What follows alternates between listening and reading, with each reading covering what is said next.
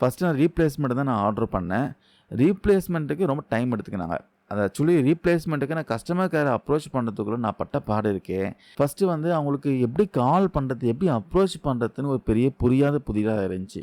Mail மூலமாவும், WhatsApp மூலமா தான் வந்து அவங்கள அப்ரோச் பண்ற மாரி இருந்துச்சு. ஃபர்ஸ்ட்டு வந்து நான் வந்து மெயில் பண்ணி பார்த்தேன். ப்ராப்பர் ரெஸ்பான்ஸ் இல்ல. அப்புறம் வாட்ஸ்அப் பண்ணேன். வாட்ஸ்அப்லயும் பார்த்தீங்கன்னா, ப்ராப்பர் ரெஸ்பான்ஸ் இல்ல. அதுக்கப்புறம் தான் அவங்களே வந்து வாட்ஸ்அப்ல ரிப்ளை குடுத்தாங்க. என்ன இஷ்யூ ஃபேஸ் பண்றீங்க? என்ன ப்ராப்ளம்னு கேட்டாங்க. இது மாரி வந்து நான் அந்த ஃபோட்டோலாம் அனுப்புனேன். இது மாரி இந்த இடத்துல டேமேஜ் ஆயிருக்கு. எனக்கு வந்து ரீப்ளேஸ்மென்ட் பண்ணி குடுங்கன்னு அனுப்பிச்சேன். அதுக்கப்புறம் பார்த்துட்டு, அத செக் பண்ணி பார்த்துட்டு, அந்த வீடியோலாம் கேட்டாங்க. வீடியோலாம் எடுத்து அனுப்பிச்சேன். அதுக்கப்புறம் ஃபைனலா வந்து அவங்க ரிட்டர்ன் அக்செப்ட் பண்ணிட்டாங்க. ரீப்ளேஸ்மென்ட் ப்ராடக்ட் ஆர்டர் பண்ணாங்க. இது என்ன பிரச்சனைனா, அந்த ரீப்ளேஸ்மென்ட் ப்ராடக்ட் கிடைக்கிறதுக்கு கிட்டத்தட்ட எனக்கு 2 வாரம் ஆயிருச்சுங்க. அதாவது நான் ஃப்ரெஷ்ஷா பார்த்தீங்கன்னா, ஒரு ப்ராடக்ட் ஆர்டர் பண்றப்போ, எனக்கு மேக்ஸிமம் வந்து 1 ஆர் 2 டேஸ்ல எனக்கு கிடைச்சிருச்சு.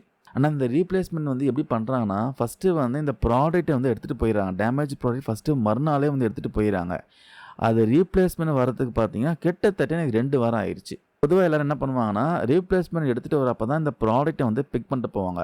ஆனா, இவங்க வந்து முன்னாடியே ரிட்டர்ன் வந்து எடுத்துட்டு போயிட்டாங்க. ரீப்ளேஸ்மென்ட் ஆர்டர் பண்ணி வரதுக்கு ரொம்ப டைம் எடுத்துக்கிட்டாங்க.